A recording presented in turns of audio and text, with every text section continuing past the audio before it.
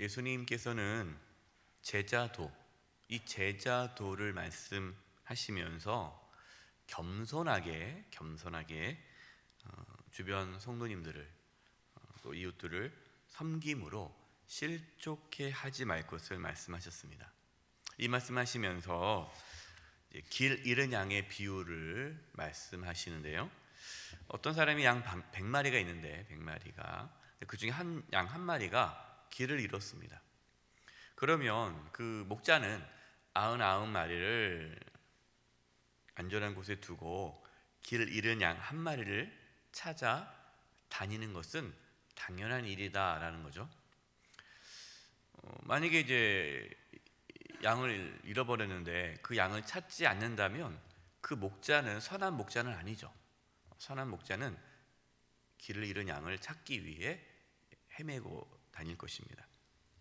그래서 만약에 그 잃은 양을 찾으면 너무너무 기쁘겠죠. 잃은 양을 찾았기 때문에 기쁘죠.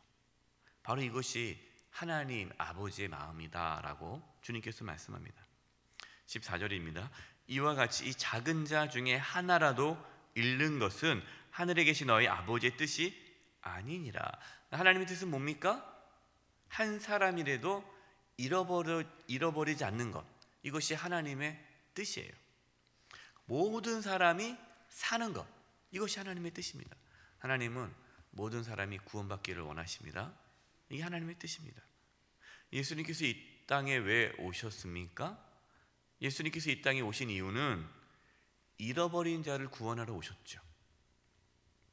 예수님께서는 살리러 오셨습니다. 살리러.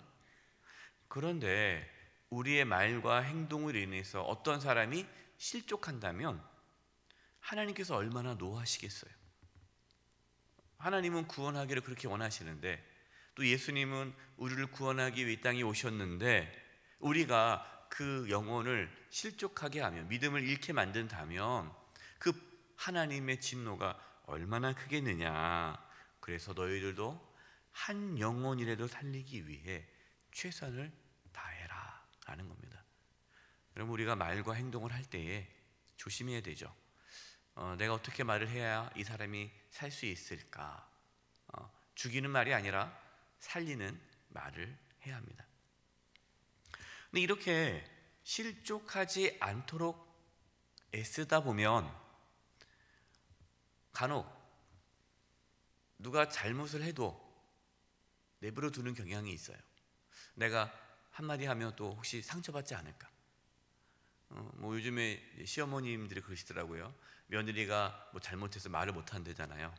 말했다가는 또 상처받고 또 어려움이 생길까봐 눈치 보잖아요. 그것처럼 죄를 짓고 있는데 하나님께서 기뻐하지 않는 일을 하고 있는데 또 얘기하면 집사님 그러시면 안 돼요. 그러면 또 상처받을까봐 그냥 참자 이렇게 덮어둔다는 거예요. 왜? 그 사람이 실족할까봐. 그런데 그렇게 하면 안 된다라는 말씀을 또 하시는 겁니다. 15절입니다.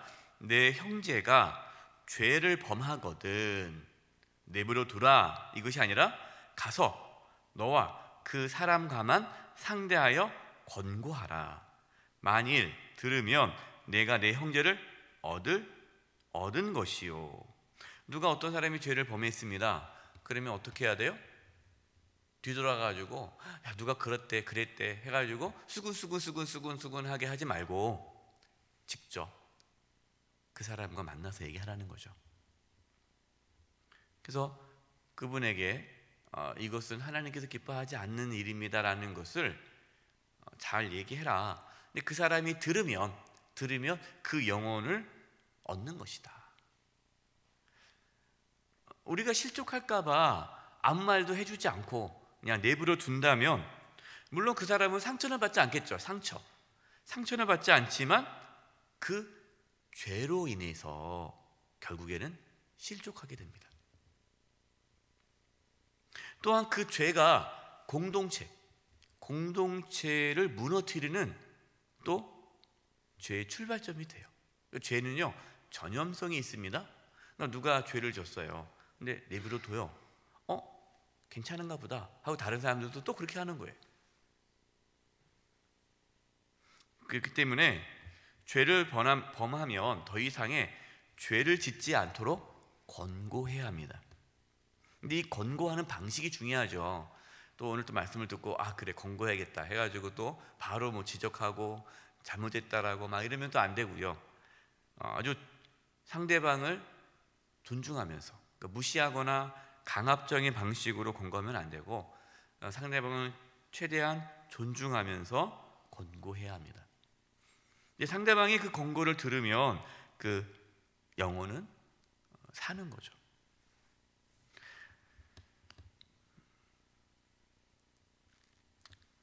그래서 우리는 어떤 분이 죄를 짓거나 하나님께서 기뻐하지 않는 일을 한다라고 판단이 된다면 내버려둬서는 안 되고, 그 사람이 지속적으로 그 죄를 범하지 않도록, 또 그 죄가 공동체를 무너뜨리지 않도록 조치를 취해야 합니다. 그 단계에 대해서 오늘 말씀하고 있는데요. 첫 번째는 먼저 1대1로 상대방에게 권고해라 그런 겁니다. 그래서 여러분들이 이렇게 뭐 누가 이렇게 이거 이렇게 하면은 좋지 않겠다, 교회에 덕이 되지 않고 이것이 옳지 않는 것들이 보이면은 다른 사람한테 얘기하면 안 돼요. 다른 사람에 가가지고 글쎄 누가 그렇게 하더라, 그러면 안 되지 않아? 이렇게 다른 사람한테 얘기하지 말고 직접 본인한테 얘기를 해야 돼요. 그래서 내가 저번에 보니까 이러던데 제가 생각을 많이 했는데 이거보다 이게 낫지 않을까요? 이렇게 조심스럽게 얘기를 하는 거죠.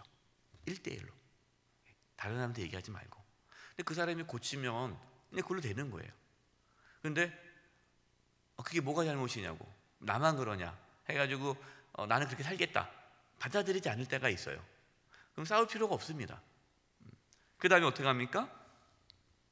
몇 사람이 가서 또 권면하는 거예요. 16절, 만일 듣지 않거든 한두 사람을 데리고 가서 두세 증인의 입으로 말마다 확증하게 하라. 또 몇 사람, 한두 사람 더 데리고 가가지고 같이 얘기하는 거예요. 왜? 그래야 증인, 이 말이 정확해지기 때문이에요. 이렇게 하신 분도 있어요. 1대1로 만나서 얘기하고 그러나서 그 사람 말이 안 들으면은 다른 사람한테 가서 막 얘기하고 다니면 안 되는 거예요. 그러면은 이게 정확하지가 않아요, 그 사실이. 그래서 한두 사람 더 같이 가서 그 사건에 대해서, 그 일에 대해 다시 한번 얘기를 나누는 거예요. 그럼 그것이 증인이 있기 때문에 그 말이 정확하죠. 상대방이 나 그런 말 한 적 없는데 라고 말할 수가 없는 거예요. 이게 증인이 있으니까. 우리가 함께 나누지 않으면요, 이상한 소문이 붙어요. 이상한 말이 그렇다더라 하면서 전혀 엉뚱하게 이렇게 흘러갑니다. 그래서 정확한 이야기를 하기 위해 몇 사람이 함께 이야기를 나누는 게 좋습니다. 근데 그렇게 해도 죄를 돌이키지 않아요. 그러면 교회에 얘기를 해야 됩니다. 이것이 17절입니다. 만일 그들의 말도 듣지 않거든 교회에 말하고, 교회의 말도 듣지 않거든 이방인과 세리와 같이 여기라. 교회에 말한다라는 것은 이제 교회 공동체 대표죠. 교회 대표에게 말을 하는 겁니다. 교회 대표는 담임 목사님이 아니라 당회를 말하는 거예요. 당회. 교회 대표성을 갖고 있는 회예요. 그래서 계속해서 이 죄가 지속적으로 권고가 안 되고 계속해서 이게 공동체에 유익하지 않겠다 그러면 당회에 이것이 거론됩니다. 당회는요, 당회의 역할 중에 하나가, 중요한 역할 중 하나가 권징이에요. 권징. 그래서 당회는 성도들이 바른 길로 갈 수 있도록 권면합니다. 그리고 권면하고 그 권면을 듣지 않으면 징계를 하죠. 이게 권징이라는 게 있어요. 초대교회에서는 성도가 죄를 범하면 교회 안에서 권징을 했습니다. 권면을 하고 거기 따르지 않으면 거기에 따른 또 징계를 해요. 근데 권징을 따르지 않는다 그러면 어떻게 됩니까? 이제 출교를 시키는 거예요. 교회를 못 나오게 하죠. 이방인과 세리와 같이 여기라라는 것은 이제 교회 공동체 안에서 출교를 시키라는 겁니다. 이렇게 말씀드리면 이제 이렇게 얘기하시는 분들이 있어요. 아니, 교회가 어떻게 사랑으로 품어줘야지 어떻게 건징을 하냐? 뭐 교회가 세상이냐? 끝까지 예수님도 용서를 했으니까 끝까지 품어야 되지 않느냐? 여러분, 이것은 잘못된 생각이에요. 죄를 품는 것이 사랑이 아닙니다. 죄를 품는 것이, 예수님은 공동체를 보호하기 위해, 교회는요 거룩한 공동체예요. 이 공동체를 보호하기 위해 범죄한 것에 대해서 분명하게 말씀하시는 거예요. 그리고 권징을 따르지 않으면 출교시켜라 라고 말씀하는 거예요. 왜냐하면 죄는 공동체를 무너뜨립니다. 한국 교회가 약화된 이유 중에 하나가, 교회 안에 뭐가 사라졌어요? 권징이 사라졌어요. 누가 이제 잘못을 하면 덮어주는 거예요. 누가 우리 다 죄인 아니냐? 다 죄인이니까 그냥 덮자. 이렇게 덮다 보니까 성도님들이 해도 되네? 하고 이 사람도 이게 죄 짓고. 그러니까 계속 덮어요. 그러니까 그것이 공동체 안에서 죄가 만연해지는 거예요. 죄가 가득해지니까 교회가 힘이 없어요. 영적인 힘이 없는 거예요. 이게 세상에 손가락질을 받는 거고, 타락해지는 거고, 무너지는 거예요. 물론 여러분, 권징의 목적은 죽이는 것이 아니라 살리는 데 있습니다. 살리기 위해 권징하는 거예요. 18절입니다. 진실로 너희에게 이르노니 무엇이든지 너희가 땅에서 매면 하늘에서도 매일 것이요 무엇이든지 땅에서 풀면 하늘에서도 풀리리라. 이 말씀 뭐냐면, 교회 안에서 그러한 어떠한 죄의 문제, 이런 것들이 있을 때에 이것들이 해결되지 않으면 하늘에서도 매일 것이요. 이게 영적인 문제라는 거예요. 그러니까 하나님과의 관계도 막힌다. 그러나 교회가 이 죄에 대해서 권징이 잘 이루어져서 그 사람의 어떠한 죄가 다시 이렇게 그 사람이 그 권면을 듣고 회개하고 그 사람이 다시 그 죄에서 떠난다면, 그러니까 공동체 안에 어떠한 이러한 죄의 문제가 잘 해결되면 하나님과의 관계도 회복된다라는 거예요. 이 말씀은 중요한 건데요. 지금 우리 교회 공동체가 어떤 죄의 문제에 대해서 정확하게 영적 질서가 잘 잡혀서 서로 죄를 범하면 죄를 고백하고 다시 돌이키고, 그래서 거룩한 공동체로 나아가는 교회가 되면 그 교회는 하나님과의 관계가 회복되어져서 그럼 하늘에서도 모든 관계가 이렇게 풀려진다는 거예요. 그래서 여러분께서 교회가 이 죄에 대해서 덮어두고 좋은 게 좋은 거지 이러다 보면요, 그 교회는 하나님과 관계없는 공동체가 돼요.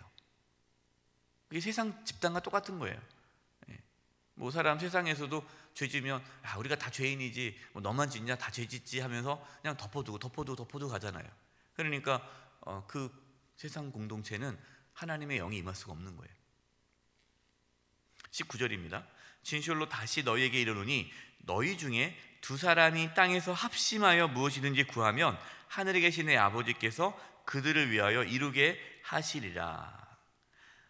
이 말씀은 그냥 단순히 두세 사람이 모여가지고 그냥 열심히 기도하면 하나님께서 그걸 이루어준다, 뭐 그 차원이 아니라, 이 19절에 있는 이 내용은 죄의 문제예요. 그러니까 교회 안에 어떤 사람이 어떠한 죄로 인해서 권징을 받는 그런 단계 속에서 하나님께 합심해서 기도할 때, 왜냐하면요, 이건 영적인 문제이기 때문에 하나님께 합심해서 기도한다는 겁니다. 그래서 교회 안에서 어떠한 질서를 바로잡고 권징을 하고 이러한 부분이 있어서는요, 법적으로 뭐 이렇게 하면 안 되고요, 기도를 많이 해야 돼요. 영적인 문제이기 때문에 기도하는 가운데 이 문제를 해결해 나가야 하나님께서 그 기도를 들으시고 그 문제를 해결해 준다는 거예요. 상대방이 그 범죄한 성도가 기분 나빠하지 않고, 내가 잘못했구나 회개하고 돌이키고, 또 그걸 과정을 통해서 성도들도 저렇게 죄지면 안 되겠구나 경각심을 갖고, 이래서 이 하나님께서 그 공동체를 영적 공동체로 이끌어 간다라는 거예요. 그래서 기도해야 돼요. 이 교회 안에 문제가 생기면요, 기도해야 돼요. 이거를 어떤 분들은 뭔가 법적인 문제를 막 해결하려고 하는데 해결이 안 됩니다. 법적으로는 싸움만 돼요.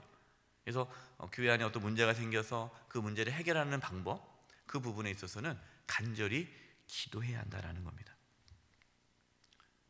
교회는 거룩한 공동체로 서야 합니다.